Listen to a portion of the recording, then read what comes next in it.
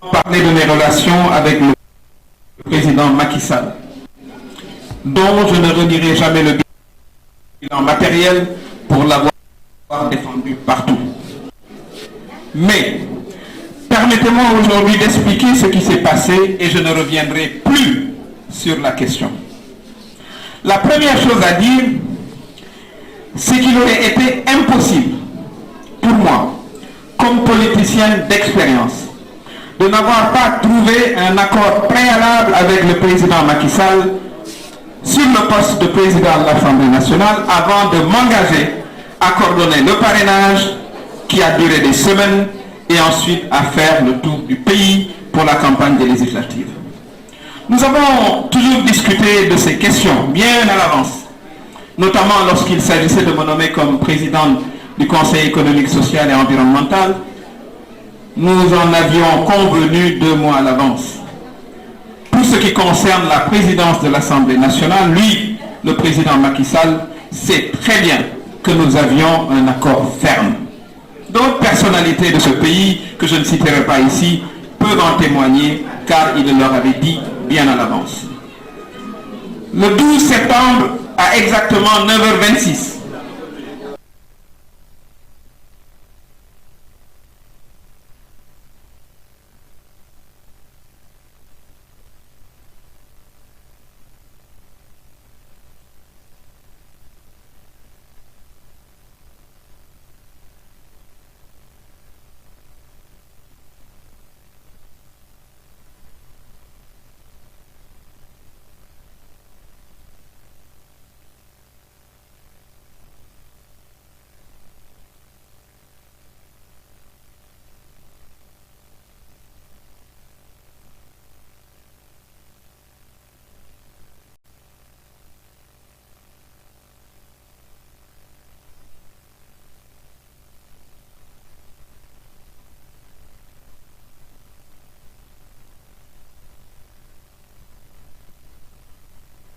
ma loyauté, en dépit des nombreuses injustices qu'il a eu à me faire subir, sans réelle raison objective.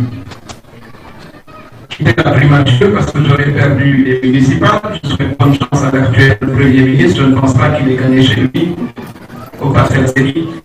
Mais chaque fois qu'il s'agit de Mimi Touré, c'est un cas spécial. Ces situations, je les mettais sur le compte des aléas de la vie politique.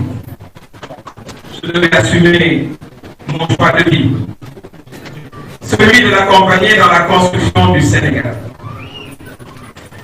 Était-je naïf? Non.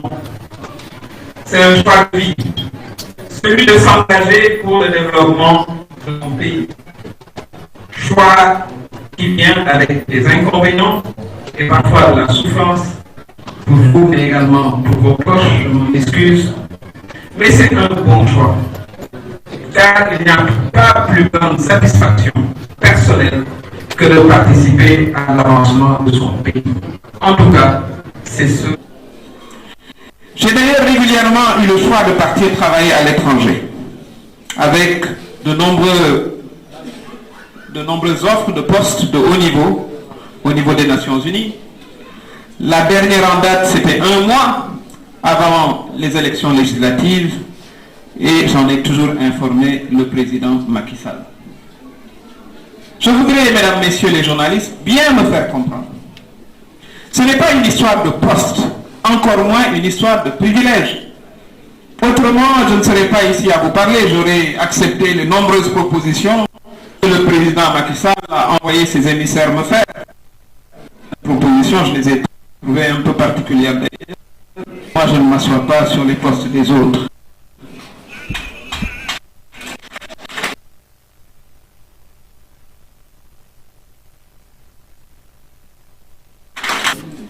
Je voudrais rappeler que c'est comme fonctionnaire international en poste aux Nations Unies, à New York, diriger le département droits humains et gens des Nations Unies pour la population. J'ai eu contact avec le candidat Macky Sall pour la.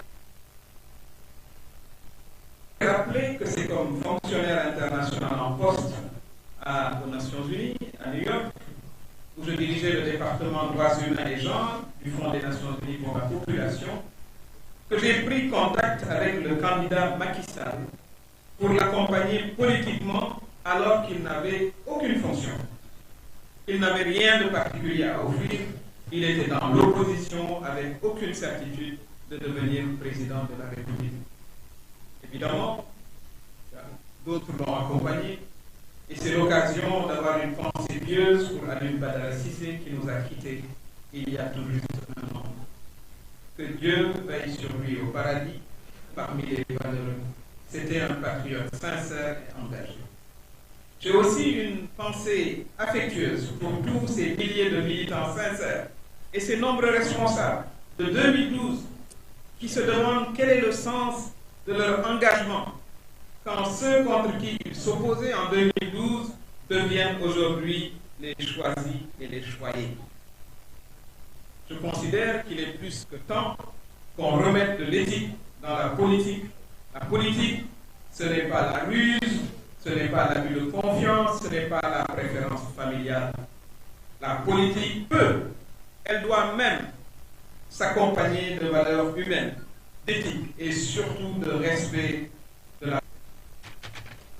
Ce qui me permet de faire la transition sur la question centrale, qui au fond est à l'origine de tout ceci. C'est la question du troisième mandat. Haut et fort la possibilité du troisième mandat du président Macky Sall, si je l'avais fait, je serais à cette heure-ci en train de vous offrir un cocktail de bienvenue comme président de l'Assemblée nationale. Mais si je l'avais fait, comment aurais-je pu me regarder dans la classe? Comment aurais-je pu regarder mes enfants dans les... Comment aurais-je pu regarder les Sénégalais dans les yeux? En 2011, je suis auprès du candidat pour lutter contre le troisième mandat du président Abdoulaye Wade. Ce qui nous fait, rappelez-vous, 11 morts, dont l'étudiant Mamadou Diop écrasé sous nos yeux par un char lors de la manifestation du M23 2012. Comme directeur du cabinet de campagne du candidat Macky Sall, j'avais moi-même saisi le Conseil des droits de l'homme de Genève. Comment, 10 ans après, des acteurs politiques qui se sont battus contre le troisième mandat du président Abdoulaye Wade osent l'idée d'un troisième mandat du président Macky Sall? Ce que les Sénégalais n'avaient pas fait il y a ans, comment peut-on imaginer une seule seconde qu'ils l'accepteront en 2024? Le référendum de 2016, proposé par le président Macky Sall, a définitivement réglé la question des mandats. Comme l'a répété 3 fois dans une vidéo célèbre, le professeur de droit constitutionnel, le ministre de la Justice Ismaïla Madior Fall, nul ne peut faire plus de 2 mandats consécutifs. Le président même l'a dit à moult reprises sur toutes les chaînes de télévision du Sénégal et du monde. Comme président de l'Union africaine, le président Macky Sall a l'obligation de donner l'exemple à l'Afrique. Je l'ai entendu faire des plaidoyers pour l'Afrique la semaine dernière. Et il a l'occasion aujourd'hui d'appliquer ce qui de servir d'exemple à toute l'Afrique, éviter de vouloir s'engager dans ce mandat impossible juridiquement, moralement. Là, Macky Sall a l'obligation de respecter sa parole, il a l'obligation de respecter le peuple sénégalais et même les peuples africains qui souffrent trop souvent d'instabilité politique due au seul fait que leurs dirigeants s'accordent. Le président du Nigeria, dans son discours à l'Assemblée générale des Nations Unies cette semaine, a eu de mettre en garde les chefs d'État qui manipulent leur constitution pour rester au pouvoir, créant ainsi mort et désolation dans leur pays. Je pense que cette recommandation sage du président du plus grand pays de l'Ouest doit être entendu par le président Macky Sall. Mesdames et messieurs les journalistes, dès ce soir, j'ai le cité spécial d'insultes et d'invectives mis en place par le soi-disant du palais va s'enchaîner, mais c'est peine perdue. Rien ne saurait intimider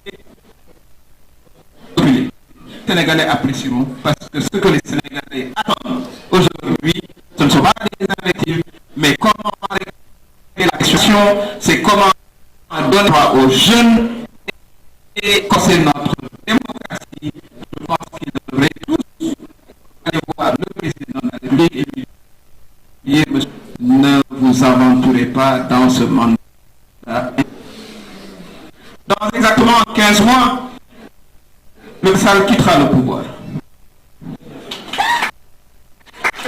J'espère dans la paix et la sérénité, car il ne sera pas acceptable qu'il soit perdu, de blessés ou des biens endommagés dans une tentative de troisième mandat, comme je l'ai dit, juridiquement et moralement impossible.